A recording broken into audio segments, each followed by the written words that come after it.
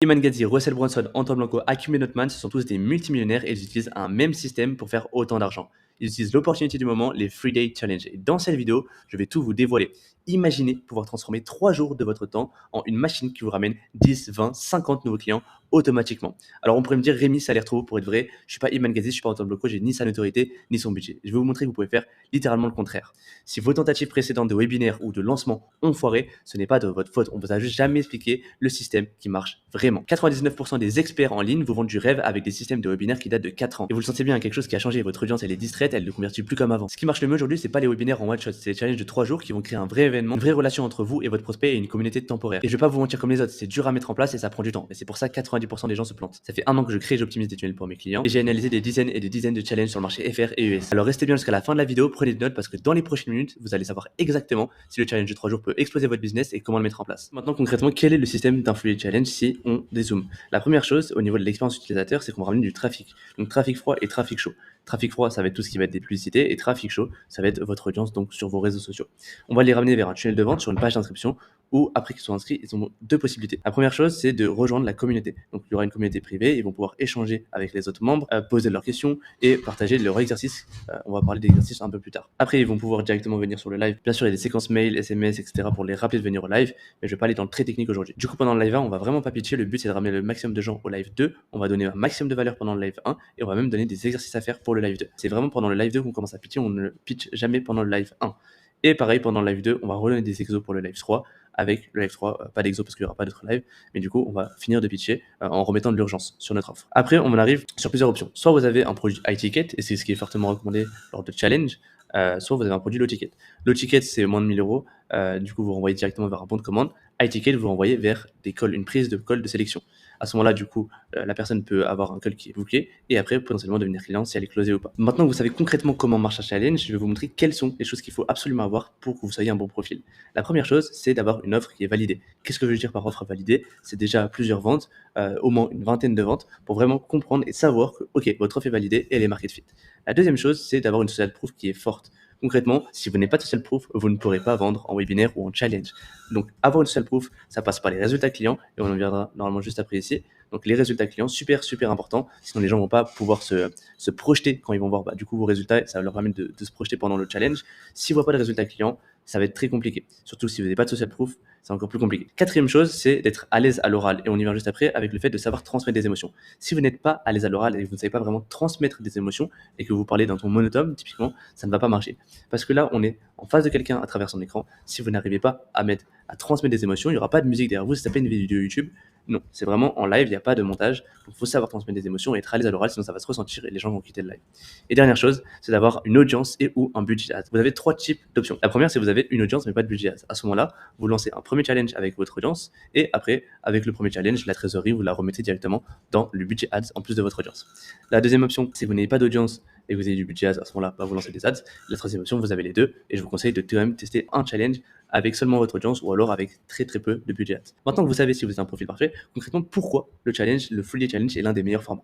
Ce qu'il faut savoir sur le marché actuel, c'est qu'un prospect va mettre à peu près 7 heures pour commencer à construire de la confiance en vous. Ça, c'est une étude qui a été faite par Google directement et en fait, elle montre que voilà, il y a besoin d'avoir 7 heures de contenu pour que le prospect en face ait vraiment confiance en vous. La deuxième chose, c'est qu'il y a des gens qui répondent pas qu'à l'émotionnel et vous allez voir juste après, mais sur un webinaire classique, on va pouvoir aller sur de l'émotionnel, mais on va pas vraiment pouvoir apporter de la valeur. Et il y a des gens qui ont besoin de cette valeur, de ces faits et qui ne réagissent pas seulement qu'à l'émotionnel.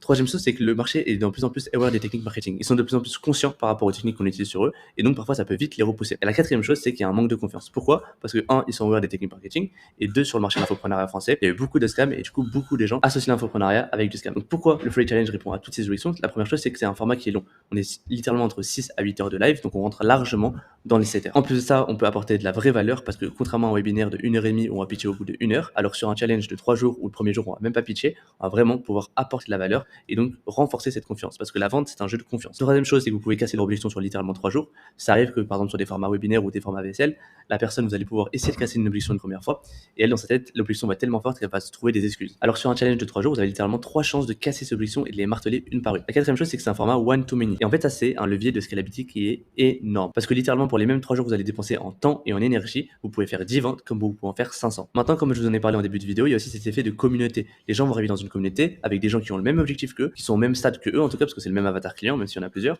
Et donc, ils vont vraiment avoir cet effet de communauté où les gens vont se dire, ok, on est tous ensemble. Alors, s'il y a des gens autant motivés dans cette communauté, alors imaginez si je prends la formation ou si je prends l'accompagnement de la personne. L'avant-dernière chose, c'est que c'est complémentaire à un call funnel. Il y a beaucoup de gens qui me disent, Rémi, j'ai une VSL, j'ai un call funnel, je peux pas mettre en place de free challenge. Enfin, je serais vraiment intéressé, je sais que ça marche, mais j'ai une VSL à côté. Comment je fais? En fait, c'est largement possible, c'est vraiment complémentaire.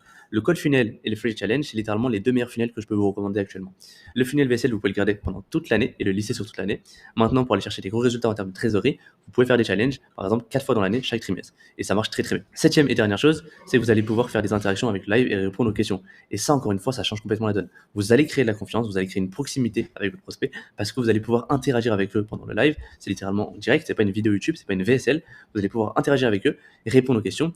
Et ça fait toujours un effet quand la personne écrit un message dans le chat, une question dans le chat, et que c'est vous-même qui allez y répondre. Donc c'est super, super important ce côté-là. Maintenant, c'est bien beau de se dire, ok, on va faire un free challenge, mais vous avez deux choix dans l'exécution. En fait, un challenge, ça fait énormément de temps, de préparation et beaucoup de compétences différentes. Le premier choix que vous avez, c'est d'internaliser. L'avantage, c'est que vous avez un contrôle total, pas de partage des bénéfices. L'inconvénient, malheureusement, c'est que vous avez 3 à 6 semaines de préparation. J'ai mis 3 à 4 semaines, mais on est plus 3 à 6 semaines de préparation.